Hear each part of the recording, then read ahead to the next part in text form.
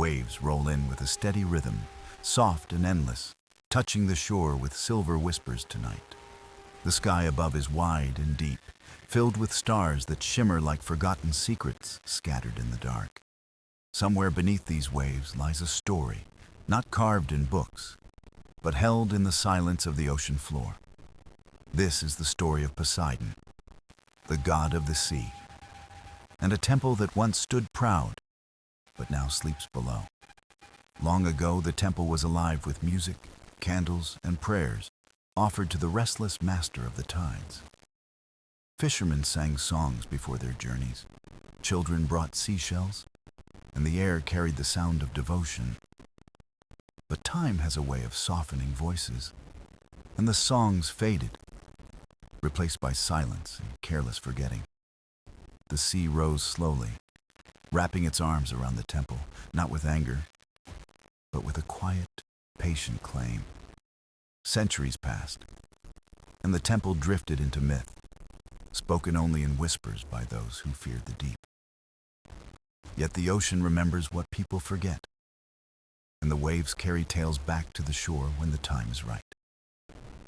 So listen closely now, for tonight we dive into the blue to find the temple, the god, and the lesson of the sea. The coast stretched in silence, where the sea met the land in a slow embrace that felt eternal and ancient. Waves broke gently on the rocks, their foam glowing faintly under a fading sun, leaving trails of white lace. The village rested above the bay, a cluster of stone houses leaning against the hillside, weathered but enduring. Fishermen mended their nets on wooden porches, their hands moving with memory, as if the task itself was a song. Children chased each other across the narrow paths, their laughter echoing against the stone walls and the wind. Old women sat by doorways, watching the horizon with eyes that carried decades of stories, fears, and quiet hope. Everyone here lived with the sea as neighbor, companion, and judge, shaping their days like an unseen clock. They knew when the tide would rise, when storms would brew, and when silence meant something hidden was near. But there was one story, older than memory, whispered only at night when lamps burned low and shadows grew. The story spoke of a temple, once high above the waves, its pillars white, its roof crowned with shells of pearl. It was said to honor Poseidon, the god whose trident stirred the deep, whose hand ruled the restless tides. The villagers long ago had built it with devotion, carrying stone from mountains, carving prayers into every wall. Each festival they filled its halls with music, drums echoing like waves, voices rising like gulls above the sea. Offerings were left at the altar, coral, pearls, water in clay bowls, each gift a promise to honor the ocean. But as time moved, the people grew distant, their hearts pulled more by markets, trade, and the lure of the land. The songs quieted, the candles burned out, and the temple's doors closed more often than they opened for prayer. Seasons passed, storms rolled, and the sea began to climb higher, lapping at the temple's marble steps at dusk. The villagers saw it as chance, not warning, and carried on, forgetting the rhythm that once tied them to the sea. Slowly, the water wrapped around the columns, creeping higher each year, patient and steady, never cruel or harsh. One morning, after a heavy rain, the temple was gone, its roof swallowed, its bells silenced, its halls drowned. Only bubbles rose, carrying fragments of music to the surface, faint and lost among the cries of seabirds above. From that day, no one spoke of the temple aloud, but its memory lingered, buried in the salt and the silence. Some elders said Poseidon had reclaimed what was his, not in anger, but in longing, to keep it near his heart. Others whispered that the temple still sang beneath the waves, waiting for ears brave enough to listen below. Children asked questions, but were hushed, told that some stories must remain unspoken or risk awakening the sea. Generations grew, lived, and passed. And still the tale of the sunken temple haunted the coastline like a shadow. At night, when winds howled and waves struck the cliffs, villagers swore they heard bells tolling faintly underwater. When the moon was full, some saw shimmering columns deep below, lit as if lanterns still glowed within the ruins. But no one dared to search, no one dared to dive, for the sea kept its secrets close, and fear outweighed curiosity.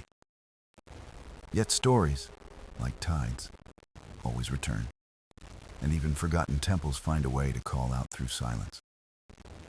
On this coast, where every wave touched both memory and mystery, the legend of Poseidon waited to be told again. Long before the sea claimed the coast, the land was wide and green, open to the sky and the breath of wind. The temple rose slowly from stone and sweat, built by hands that carried faith like a flame burning in the dark. Every block was lifted with care, carved with lines that told stories of storms, whales, and the gift of rain. The builders sang as they worked, voices steady, believing each note might reach the ears of the sea god. Columns stretched tall, white as bone, standing against the horizon like guardians between ocean and earth. At the center, an altar of marble gleamed, smooth and cool, waiting to receive offerings from humble villagers. Shells were pressed into the walls, their colors catching light, turning the temple into a mosaic of the sea. Seabirds circled overhead, crying as if in approval, their wings flashing silver under the warmth of the sun. The people saw the temple not just as stone, but as a bridge, a promise that the sea would remain their ally. They believed Poseidon watched from the depths, trident in hand, smiling when devotion filled the air with song. Festivals were bright, filled with lanterns, dances, and voices echoing like waves against the cliffs of the bay. Children laughed, chasing each other along the steps, dropping coins into fountains shaped like dolphins and shells. Fishermen carried baskets of their first catch, laying them on the altar, whispering thanks for the calm seas. Women placed garlands of flowers on the pillars, each bloom a small vow to honor the rhythm of the tides. When storms came, villagers gathered in the temple, chanting together, asking for mercy from the restless waters. And many times, the waves grew still, the winds softened, and the people believed their God had listened. Stories tell that on certain nights, when moonlight poured across the sea, the temple seemed to glow from within. The marble shimmered as if alive, and those who walked by swore they heard a low hum like the sea breathing. Sailors said Poseidon himself had stepped into the temple, leaving behind droplets of salt that never dried. Others whispered that dolphins gathered near the shore, circling as though guarding the sacred place with care. Generations grew with this faith, their lives bound tightly to the temple, to the sea, and to the God they served. It was not fear that brought them here, but reverence, a sense that life flowed in harmony with the tides. The temple's bells rang each morning, calling the village, their tones rising above gull cries and breaking waves. And when the sun set, shadows of the pillars stretched across the fields, marking time like a sundial of stone. For centuries, this rhythm held strong, binding the people in the sea in a pact of balance and respect. The temple was more than a building. It was a living heart, beating with songs, prayers, and gentle devotion. Each season, the people returned, certain that Poseidon heard, certain that their bond with the ocean was eternal.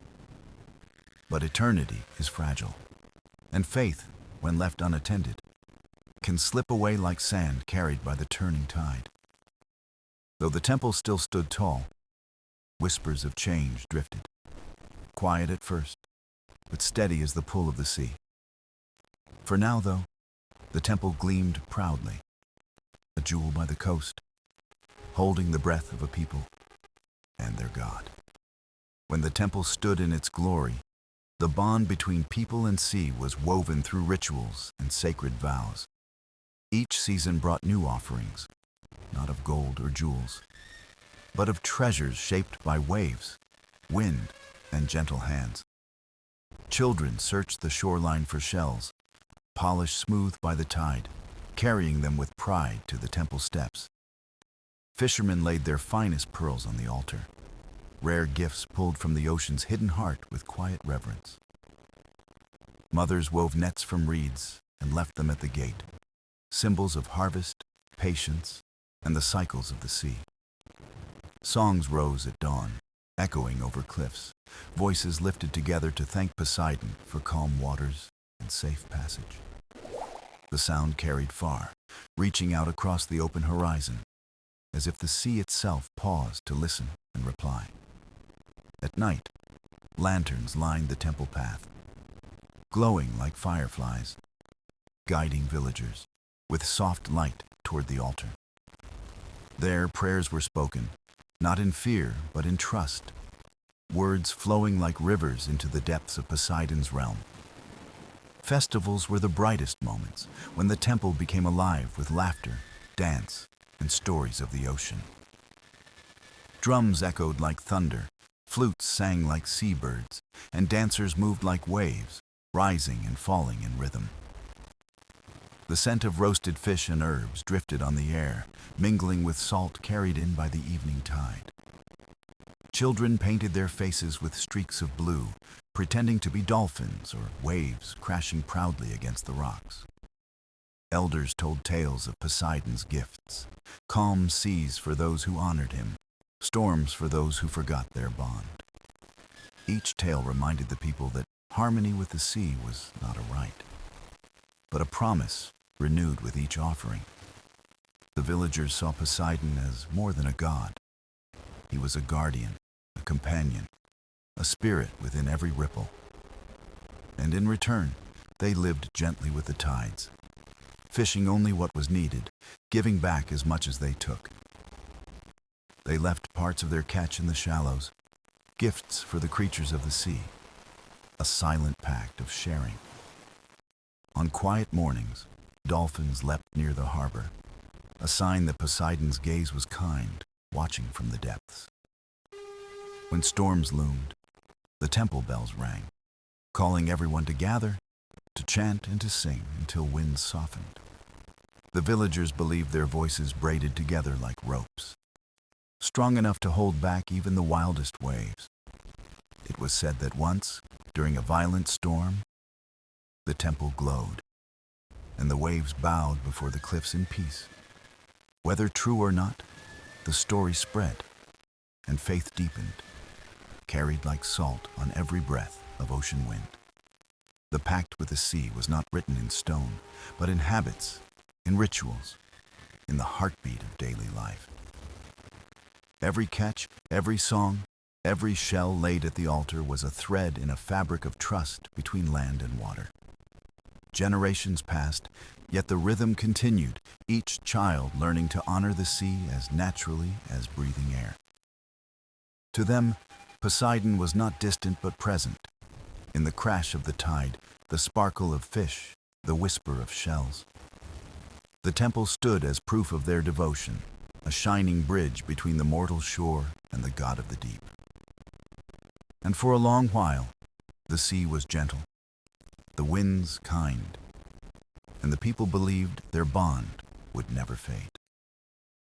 The years passed quietly, and with them the bright fire of devotion that once filled the temple began to dim.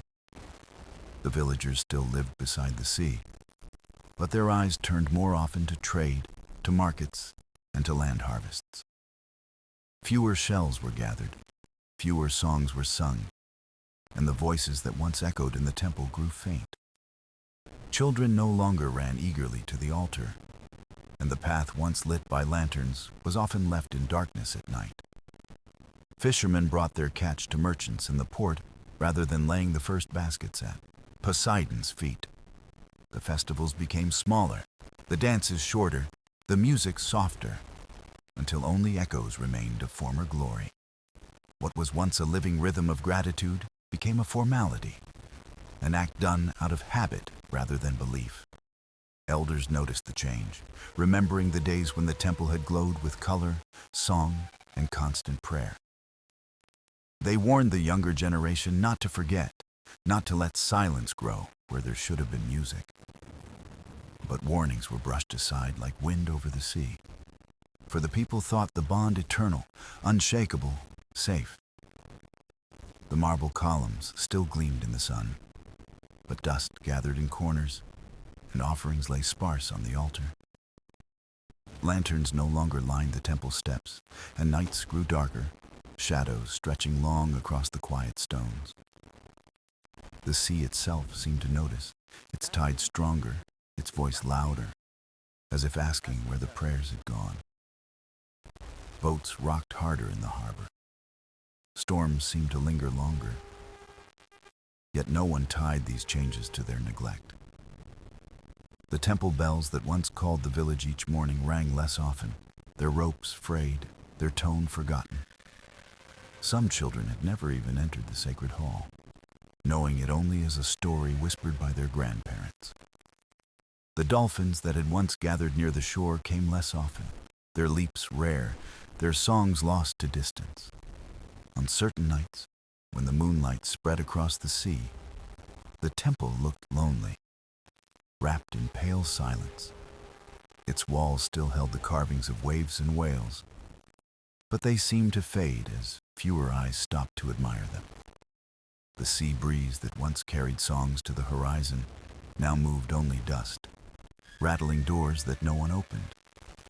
Where there was once joy, there was indifference, and where there was once reverence, there was forgetfulness.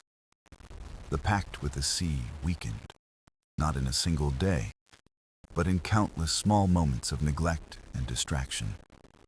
Poseidon was not forgotten entirely, but he became a distant figure, honored in words, but absent in daily life. Children grew up learning trade routes and land harvests, but few were taught the prayers that once calmed storms. The balance of giving and receiving shifted, with the people taking more from the sea and offering little in return. Elders told tales of glowing walls, of blessings that calmed waters, but their voices grew thin against disbelief. The temple stood, proud but fading, a reminder of devotion slowly unraveling like a rope frayed by years of use. And the sea, patient and eternal, watched as the songs it once carried vanished, replaced by silence and forgetting. It did not rage, nor strike with fury, but its waves lapped higher against the marble steps with each passing year. The villagers did not see it as a warning, only as the natural turn of tides, blind to the memory of their pact. So the temple waited, quiet and empty, its heart growing hollow, its prayers echoing only in the whisper of waves. The sea had always been near, but now it crept closer, its waves brushing higher against the stones of the old temple. At first, no one paid much attention, thinking it only the way of tides, shifting with the seasons and the moon. But the steps grew slick with salt more often, and pools of water lingered long after the tide should have withdrawn. The villagers walked past without thought, too busy with trade and land work to notice the sea's gentle insistence. Yet the elders watched in silence, remembering stories that tied each rising wave to forgotten songs and promises. The temple seemed to sigh beneath the weight of time, its pillars damp, its carvings faded by the breath of the tide. Windows that once opened to the horizon now framed only the restless shimmer of waves rising closer each year. The bells, when rung, echoed strangely, their tones caught by the sea breeze as if the ocean itself replied. Some nights, when the wind was still, villagers claimed to hear faint music rising from the temple's hollow hall.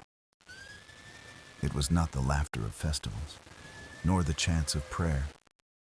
but something softer, like a memory stirring awake.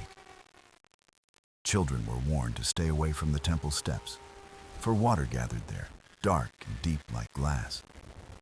But curiosity grew, and they whispered of shapes moving below, fish darting between columns once dry and strong. As years passed, the temple stood less like a beacon and more like a shadow, half swallowed by the blue. Barnacles clung to the marble, seaweed brushed its base, and the ocean painted its claim in green and silver. Still, the sea did not come in fury but in patience, laying its hand upon the temple slowly, carefully, deliberately. The villagers argued quietly among themselves. Was this chance, or was it a sign, a call to remember their vows? Few listened to the elders, who spoke of Poseidon, of balance, and of the pact that must not be forgotten. The younger ones shook their heads, saying the sea was only nature, wild but indifferent, owing nothing to men. And so the songs remained unsung, the shells unoffered, the bells unrung, while the sea climbed step by step. Storms seemed stronger now, rains longer, and the harvests of fish came back lighter with each passing season. The dolphins that once danced near the harbor stayed away, as if wary, leaving only silence in their absence. Some fishermen began to whisper of shadows beneath their boats, vast shapes that stirred the water without surfacing. They returned home with uneasy eyes, but no words that could be spoken without stirring old fears in others.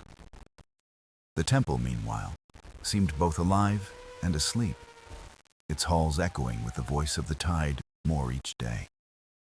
Where candles once glowed, now only the shimmer of reflected waves lit the cracked marble and worn carvings. The sea had not yet swallowed it whole, but it was clear the ocean had chosen to keep it within reach. The villagers carried on, pretending nothing had changed, though they knew the temple's fate was sealed in silence. The elders alone still climbed the wet steps, leaving small offerings, whispering prayers almost no one heard.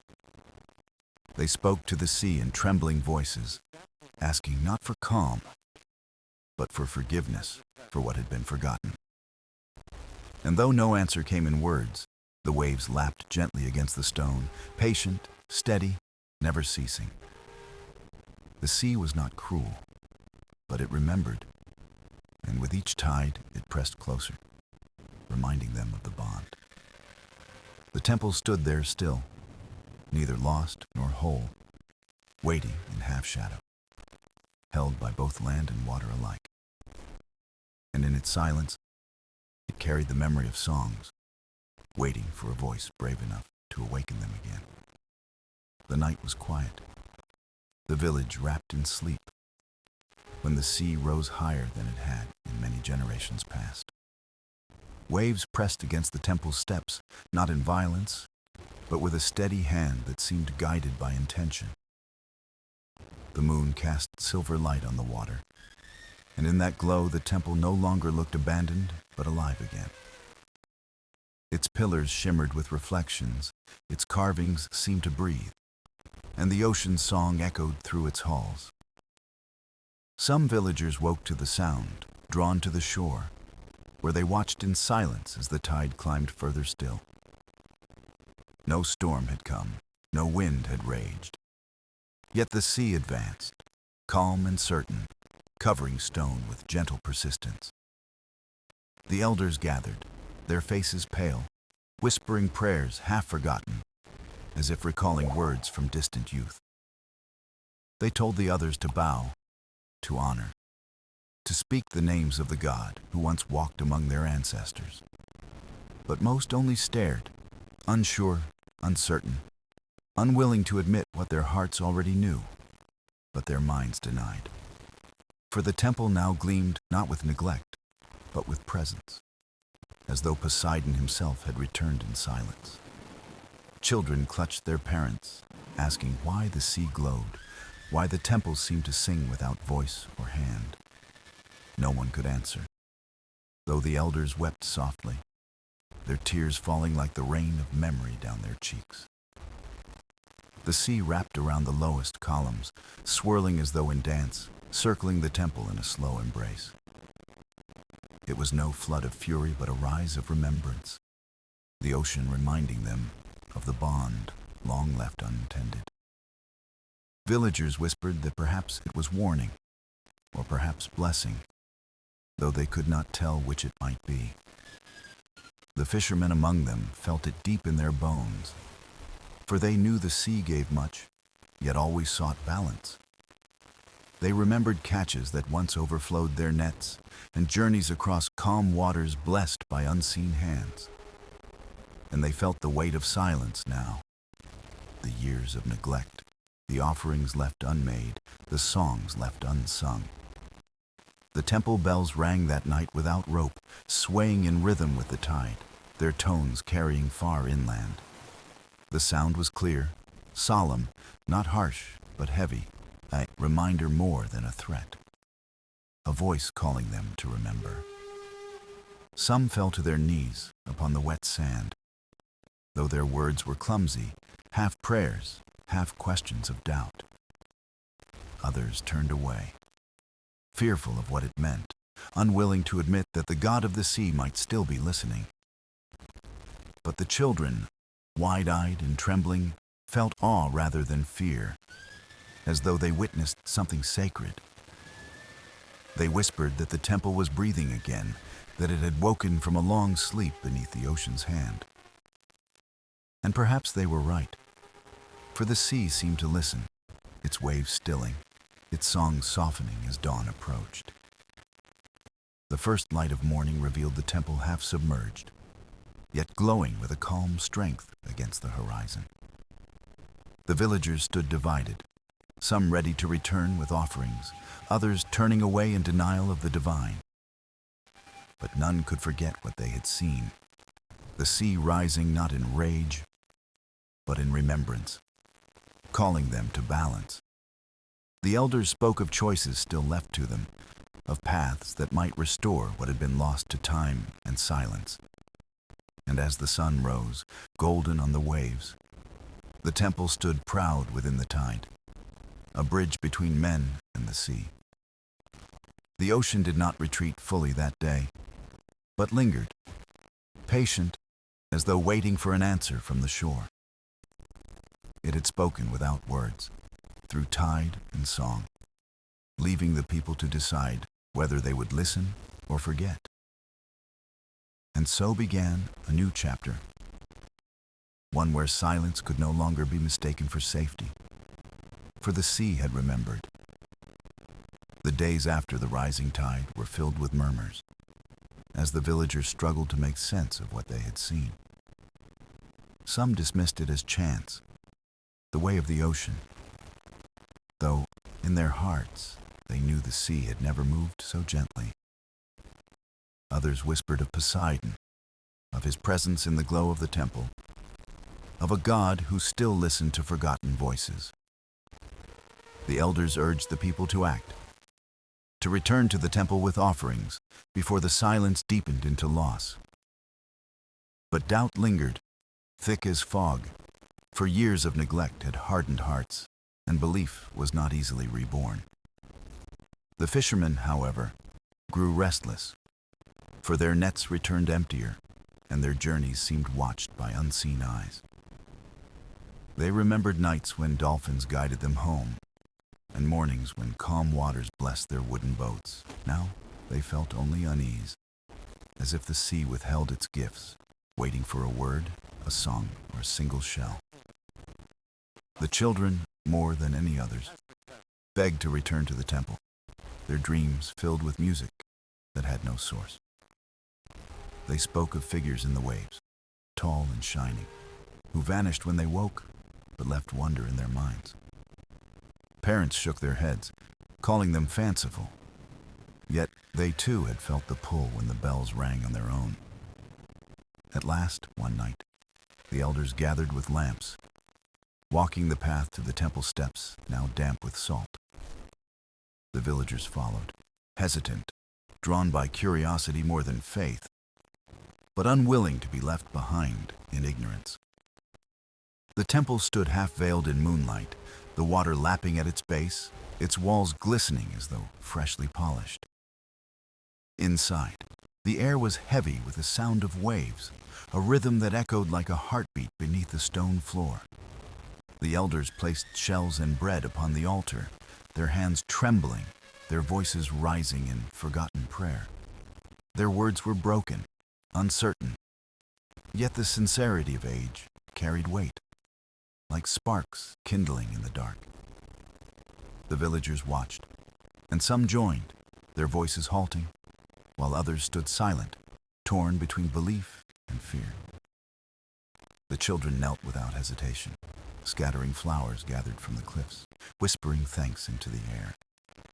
As the last word fell, the sea outside seemed to hush, its waves stilled, as though listening with patient grace.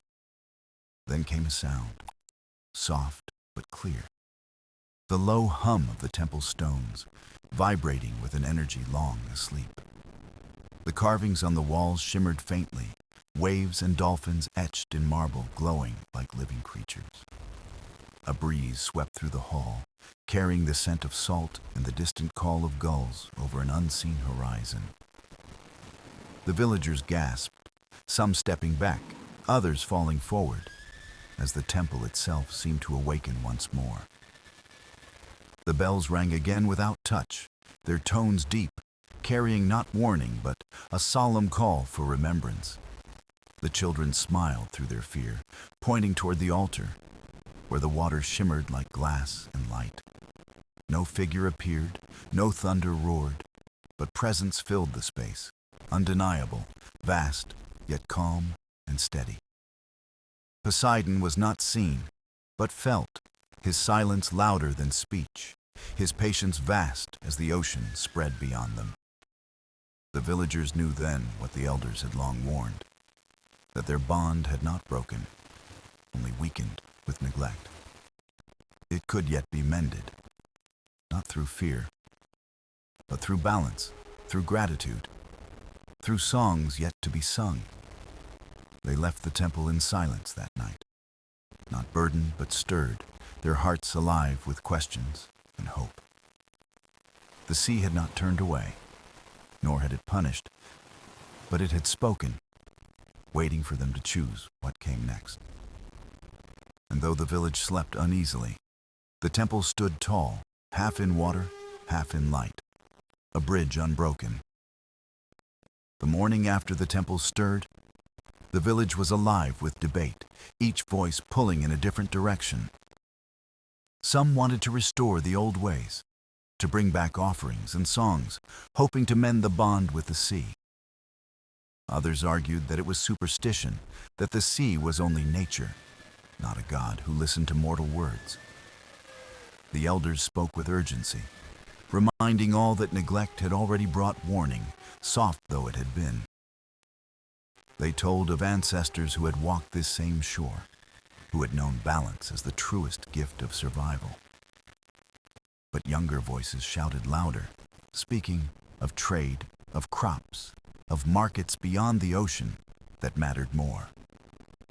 The fishermen alone stood torn, for they knew both sides, caught between faith and the demands of daily survival. Their nets had grown light, their journeys more dangerous, yet they feared ridicule if they spoke of gods aloud. The children, however, had no doubt, for their dreams were still filled with music and shimmering lights of the sea. They told of dolphins singing, of waves carrying voices, of the temple whispering to them in tones of comfort. Parents dismissed such stories, but unease lingered, for even they had felt the bells vibrate without a hand. That evening, the village gathered on the shore, the temple glowing faintly in the twilight, half sun, half tide. Arguments flared again, but were hushed when the elders raised their staffs and pointed toward the restless sea. The horizon shimmered with silver, and a hush fell over the crowd as a line of dolphins leapt through the waves. They moved in unison, circling near the temple, their shapes cutting through the water like living messengers. The children cried out with joy, claiming the sea was speaking, that Poseidon had sent his companions as a sign. Silence spread through the villagers, for none could deny the sight, though their hearts wrestled with disbelief. The dolphins sang then, high and clear, their voices carrying across the waves, echoing against the temple walls. It was no ordinary sound, but a chorus, almost like prayer, weaving with the hush of the tide into harmony. The elders fell to their knees, whispering thanks, their old voices trembling, certain that this was no accident. Some villagers followed, bowing heads, while others stood frozen, caught between awe and the fear of surrender. The sea did not surge nor threaten, but its calm weight pressed on them, urging a choice without words or command. The children ran forward, tossing shells into the waves, laughing as the dolphins caught them and let them fall. For a moment, the air was lighter, the divide forgotten, as wonder bound them together in shared silence. The dolphins leapt once more, then vanished beneath the sea, leaving only ripples glowing in the fading sun. The elders turned then to the people, saying softly that balance could be restored if they chose to remember. They spoke of small offerings, of gratitude given not as payment, but as recognition of life tied to the ocean. Some nodded, moved by the vision, while others turned away, unwilling to bend to what they could not explain. The temple bells rang faintly once again, not loud, but enough to linger in the minds of those who listened. The night came slowly, and the villagers dispersed, carrying with them the memory of dolphins and ancient voices. Some hearts softened, others hardened, but none could forget the sound, nor the shimmer of the sea in twilight. The temple stood quiet, yet alive, its silence now filled not with emptiness, but with promise and waiting. The ocean had shown patience, and in its patience lay both mercy and the unspoken demand for respect once more. And though the village was divided, the bond had begun to stir, fragile but possible, like dawn after the storm. The dawn after the dolphins' visit brought an air of uncertainty, like a coin balanced on its edge, waiting to fall. The villagers woke to calm seas, but their hearts were restless, pulled between belief and doubt, fear and wonder. Some carried shells to the temple steps, laying them gently as tokens of thanks, whispering small prayers of hope. Others mocked the act, shaking heads, saying it was nonsense, claiming the sea needed no shells, only respect for tides. The children watched both sides with wide eyes, sensing the tension, but still holding on to the magic of the night. Elders gathered in council, their voices low, recalling stories of storms and calm that followed signs from the sea.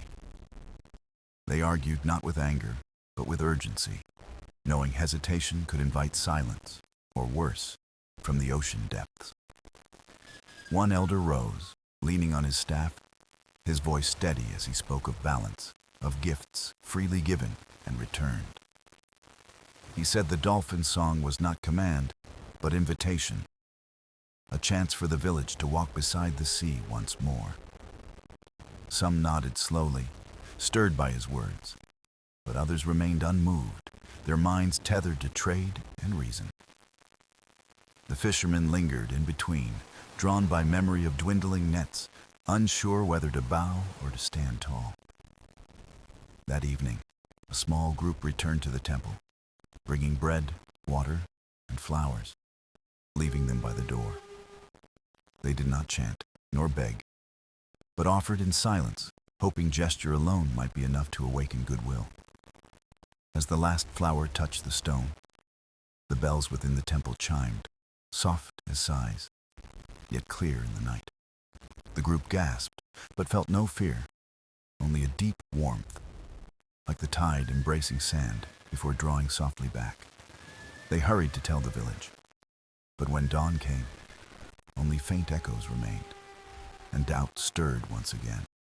Skeptics laughed, saying wind had moved the bells, or fish brushed against hidden strings beneath the temple floor. But those who had been there shook their heads, insisting the sound was alive, that it pulsed through their bones. Children clung to their stories of dolphins, repeating them until even doubters grew uneasy at the persistence. The ocean, however, gave no storm, no flood, no wrath, but remained steady, as if waiting for the village to act. Fishermen who braved the sea returned with fuller nets, their eyes wide, whispering it was no ordinary blessing. Yet some refused to believe, saying seasons turned, currents shifted, and luck had simply smiled on them again. The tension deepened, dividing households, friends, and families, each clinging to what they believed or feared.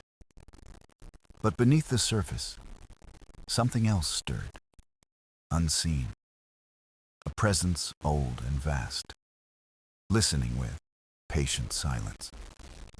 The temple glowed faintly by night, like embers that never died, waiting for breath to fan them into full flame. One child, restless with dreams, wandered to its door at midnight, pressing ear against stone and closing eyes. He heard not words but music, faint and distant, like seashell echoes, calling not with force but gentle longing.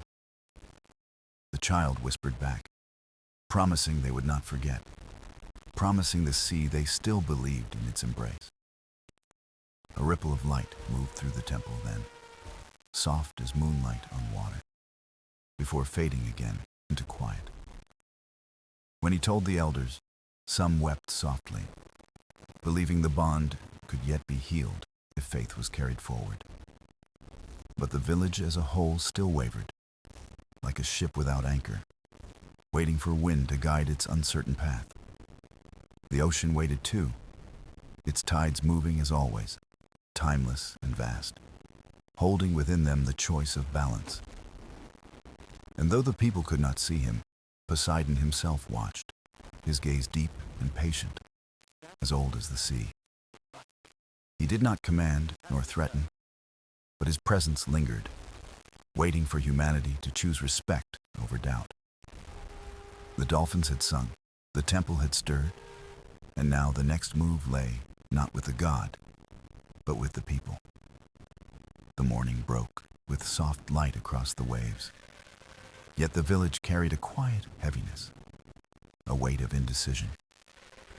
The temple still glowed faintly, its presence undeniable, but the hearts of the people were torn between faith and fear. Some argued that silence meant safety, that no storms had come, so perhaps the sea was content with their doubt. Others felt the calm itself was a warning, like a pause before thunder, urging them to act before it was too late. The children remained steadfast, their dreams still alive with music and dolphins dancing in silver tides of memory.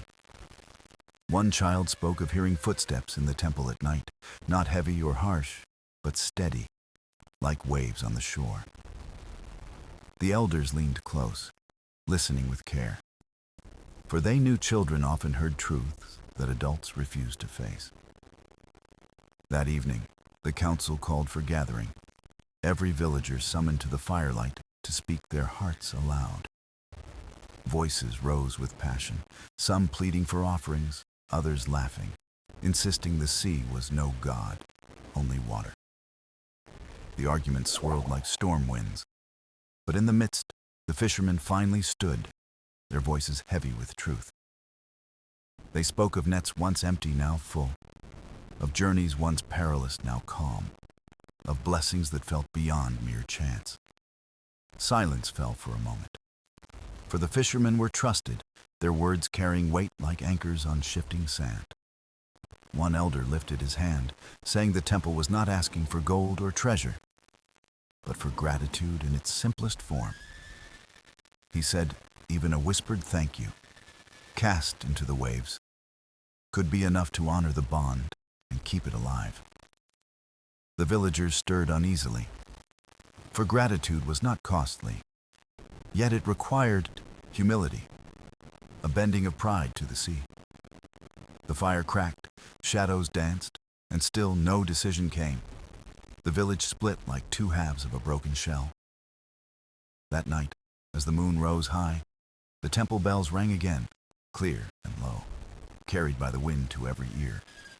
This time, no one could dismiss it, for the sound was steady, deep, and layered with tones that felt alive with breath. Children ran to the shore, laughing and calling, their voices echoing with joy as they danced beneath the silver light. Elders followed slowly, tears in their eyes, knowing the sea was calling again, not with wrath, but with gentle patience. The skeptics came too, though silent, their doubts shaken by the music that rolled across the waves and into the night. The dolphins appeared once more, their sleek bodies cutting through the moonlit water, circling near the glowing temple. They sang again, high and sweet, weaving a melody that seemed to rise from both sea and sky, timeless and endless. The people stood together, hearts trembling, for they knew this was no trick of wind or chance, but something greater. One child stepped forward, shell in hand, and placed it gently on the water, whispering thanks as it floated away. The dolphins leapt in unison, splashing the shell, and the temple bells chimed softly, answering the child's small gift. A hush fell, deep and heavy, as if the sea itself listened, holding its breath for the people to answer in kind. Some villagers knelt then, bowing heads, offering whispered words of thanks, their voices small yet full of meaning. Others still resisted, but even they felt the pull of the moment, a stirring in their hearts they could not ignore. The fishermen threw bits of their catch into the waves, saying quietly it was not loss, but a share in gratitude. The dolphins sang louder, and the temple glowed brighter, its lights spilling like dawn across the darkened horizon. The skeptics lowered their eyes, unsettled, for though they gave no offering, they could not deny the beauty before them. The night passed slowly, heavy with wonder. The sea calm, the stars bright, the temple alive with light and sound. And as dawn came, the people dispersed, their hearts changed, some firm in faith, others shaken, none untouched. The ocean had spoken once more, not with anger but with patience, leaving the choice still in mortal hands to decide. Poseidon watched from beneath the waves, silent and vast, waiting, his power steady as tides, his will bound in quiet. The temple stood radiant, neither demanding nor fading, only holding, as if to say the story was far from its end. The final days came with skies clear and seas calm, yet a weight lingered, as if the ocean itself held its breath. The temple stood bright in the dusk, its glow softer now, steady as the heartbeat of something older than memory. The villagers gathered once more, their faces drawn with hope, fear, and a quiet acceptance of what must be done. The children came first, carrying shells, flowers, and small stones polished smooth by the tides of countless years. They placed them at the temple steps, whispering thanks, their voices bright with innocence that carried into the night. The fishermen followed, offering part of their catch, not as sacrifice, but as a sign of shared life with the sea. The elders stepped forward with trembling hands, pouring water from clay bowls back into the waves as gratitude. Each act was simple, yet together they wove a bond, a bridge of humility and respect stretching from land to sea. The skeptics stood aside at first, but one by one, even they lowered their eyes, touched by the weight of silence. No storm came, no thunder roared, only the quiet sound of bells ringing faintly within the temple wall. Then the dolphins appeared again, circling with joy, their song rising into the air, like a hymn of celebration. The temple brightened, light spilling outward, reflecting on the waves until the whole horizon shimmered with silver. In that glow, the villagers felt peace settle on them, a reminder that balance was not command, but a shared gift. Poseidon did not appear in form, yet his presence was clear, vast, and gentle, watching from beneath the waves.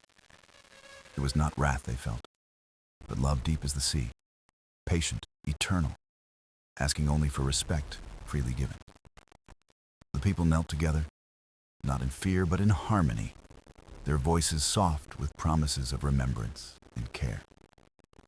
The ocean answered with calm tides, steady and strong, carrying their words away to mingle with endless depths. Children laughed, chasing the dolphins as they leapt, their joy echoing like bells ringing against the wind. The elders wept, not from sorrow, but from relief, knowing the bond was healed and the balance restored once more. The skeptics, too, bowed their heads, finally understanding that faith was not blind, but a choice born of respect.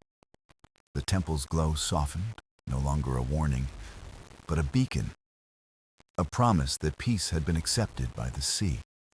From that day, the village changed, not in wealth or power, but in gratitude, every act tied gently to the ocean.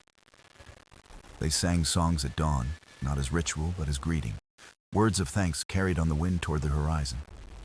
They offered small tokens, shells, bread, water, not in fear, but as reminders of the bond between land and tide. The sea gave back in kind, its bounty generous, its storms lighter, its presence a partner instead of a threat. And though they never saw him, the villagers knew Poseidon watched, his silence filled with approval and peace. The dolphins came often, their songs playful, carrying joy rather than warning, messengers of a God content. The children grew with these stories, their hearts open to both wonder and responsibility, heirs to the bond renewed.